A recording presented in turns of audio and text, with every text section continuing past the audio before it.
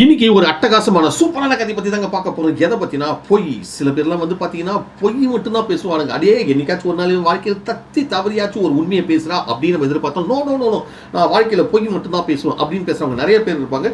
சில நேரத்தில் இந்த பொய் வந்து நமக்கு நன்மையாகவும் அமையும், சில நேரத்தில் நமக்கு கேடும் விளைக்கலாம். இது சம்பந்தமான ஒரு கதையை தான் இன்னைக்கு நம்ம பார்க்க போறோம். ஒரு ஊர்ல ஒரு ராஜா இருந்தாருங்க. அந்த ராஜாக்கு வந்து பாத்தீங்கன்னா சூப்பரான ஒரு மந்திரி, சாம திறமசாலியான மந்திரி.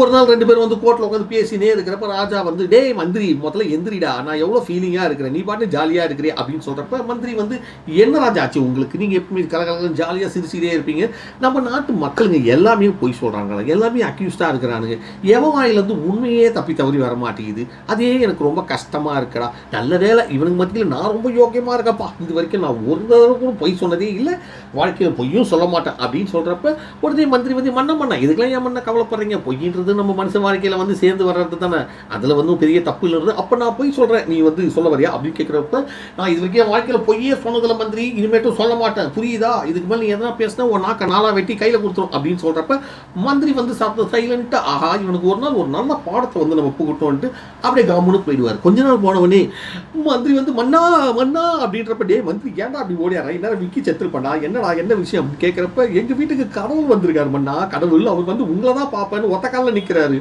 ஆஹா கடவுள் வந்திருக்காரா, நம்ம பொய் சொல்லாமல் இருந்ததுக்காக தான் கடவுள் வந்து நம்மளை ஸ்பெஷலாக கூப்பிட்டுருக்காரு, இதுக்காகவே நம்ம ஓடி போய் பார்க்கணுன்ட்டு கோட்டை சூட்லாம் போட்டு கடகடகன்னு மந்திரி வீட்டுக்கு போவார். எங்கடா கடவுள்னு கேட்டால், இந்த ரூமுக்குள்ளே தான் இருக்காரு, போய் பாருங்கன்னு ரூமுக்குள்ளே போய் பார்ப்பாரு, யாருமே இருக்க மாட்டாங்க. சரி நம்ம ப்ரே பண்ணுவோம், கடவுள் வந்து எதனா அருள் கொடுப்பான்னு சொல்லிட்டு ப்ரே பண்ணுவார், அப்படியே வரமாட்டார்.